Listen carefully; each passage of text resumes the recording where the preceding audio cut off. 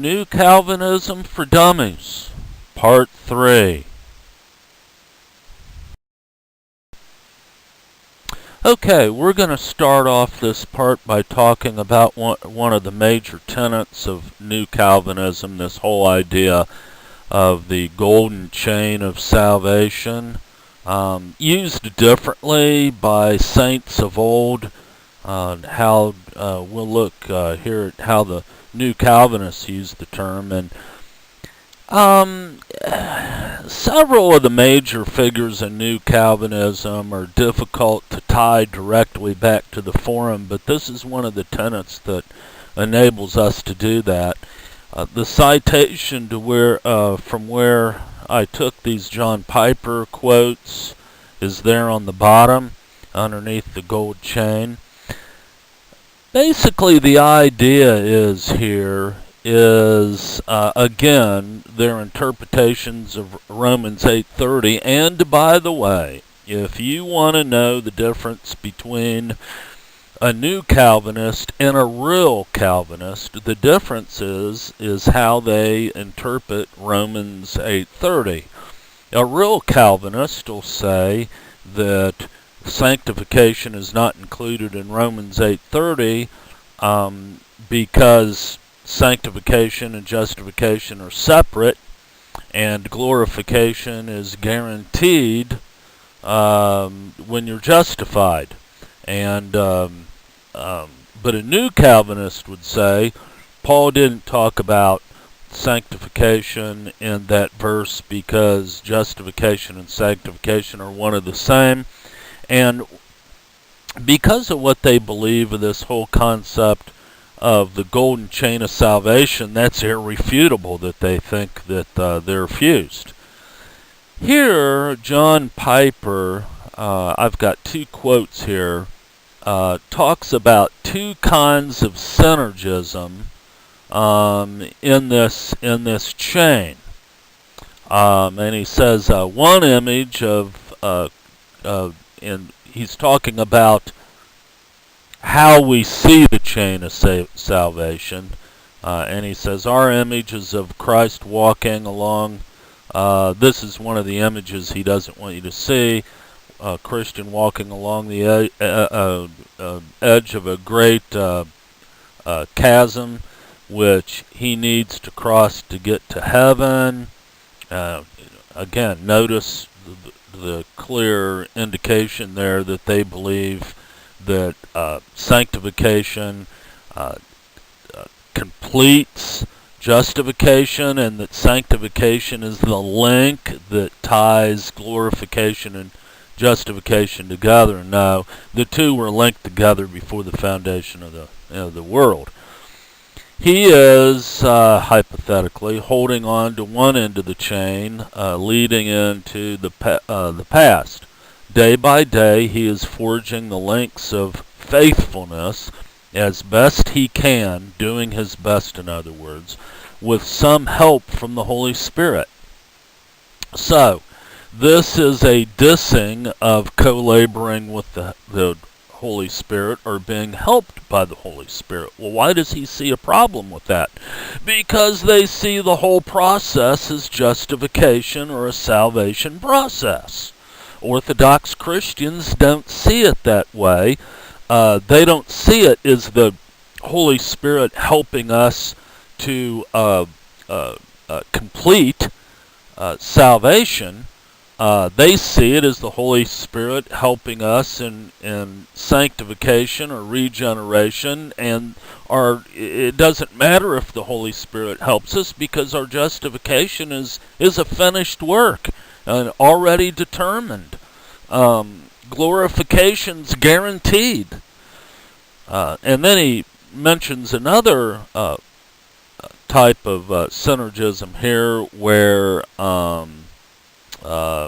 we're not able to do our best, but the Holy Spirit is kind of a safety belt, and no matter how bad we fail in faithfully building our own links to heaven, this is the terminology that he's using, building our own links to heaven, the Holy Spirit's kind of like a safety net or a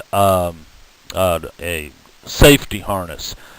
Clearly, my friends, this shows how John Piper perceives a sanctification as part of a chain that links salvation to glorification. This is plain. So, the way he wants to see it, you to see it, is this last one, which is salvation by faith alone and sanctification. Justification and sanctification are fused like a chain. They call it the golden chain of salvation. That's what they call it.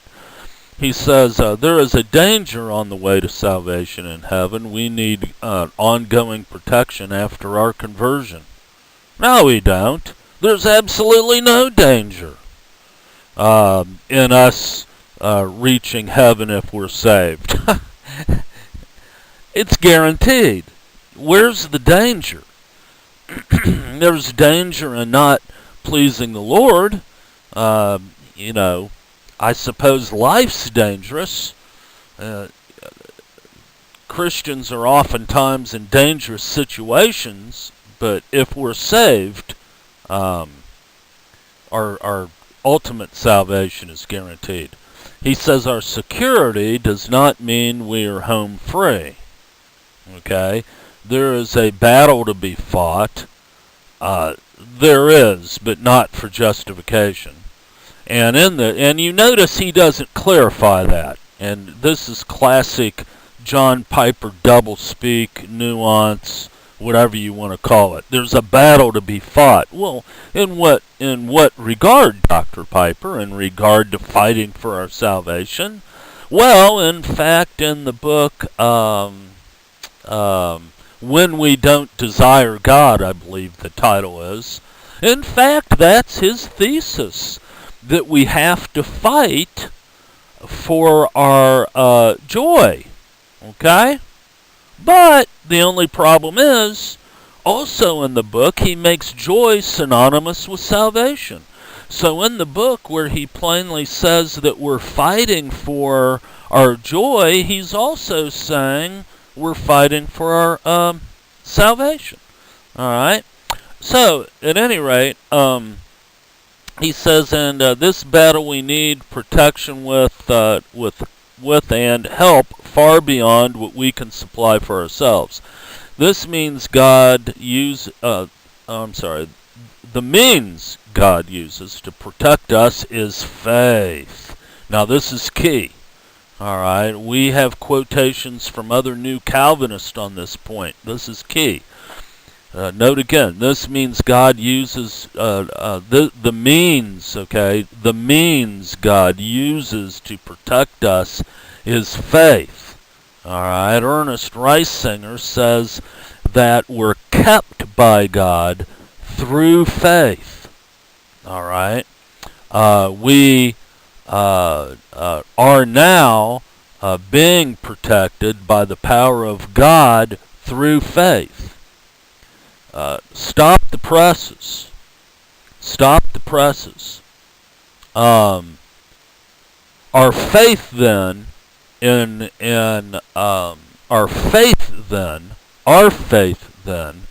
sanctification taps God's power. And you say, well, Paul, isn't that true? Yeah, it's true for sanctification, but he's saying it's true for justification. Friends, do you see where we have a rather huge problem here with this theology? At any rate, there's that visual there, and we'll go on to the next slide. Okay, just a quick visual here of this whole business of joining justification and sanctification together. And when you do that, this chart kind of puts forth the idea that one's got to affect the other. And this is, of course, this motif matches their mantras and their little jingles. One there at the top. Therefore, New Calvinists say the same gospel that saves you also sanctifies you, and we must preach the gospel to ourselves every day. And sanctification is justification in action. All of these things you hear him say pertains again to this whole idea of joining the two of them together. And I might add, before we go on to the next frame, that because the two are joined, this makes sanctification very tricky business, because what you either do or don't do points back to your justification, right? So that's why this is a critical issue. Now, this is going to be our last slide for part 3. Actually, this is a slide I made some time ago, and the premise of it is an error. Because what I thought is when you combine justification and sanctification, make sanctification what completes justification, you can only come up with two different things. You have two choices: works or antinomianism. All right, and for a long time in studying this issue with New Calvinism, I always thought those of antinomianism and Christ plus works, or Christ plus ritual, or Christ, plus something after we're justified to finish our salvation was works, and then the opposite of that is the same problem with the two being connected. And hey, you look there at the note up at the right hand side where it says Christ keeping the law for us in sanctification, because it is the progression of justification. So yeah, Christ has to keep the law for us, because sanctification is completing justification. We can't complete it ourselves. The standard for being justified is perfection. So they would rightly say then, absolutely, Christ has to keep the law for us in a case like that. But here is the thing. When justification and sanctification are combined together, either not doing something or doing something, both is participating in justification. So basically it's all work salvation. You're doing something to keep your salvation. And that's a huge problem. Alright, we don't want people to not believe they can lose their salvation so that they'll feel better. We want people to believe they can't lose their salvation, because the question then becomes, what do you have to do to keep it?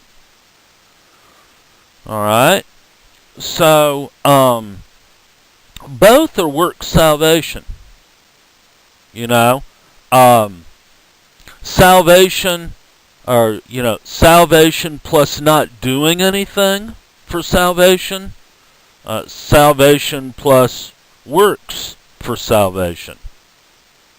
Either way, we're participants in completing justification, and that's a huge problem.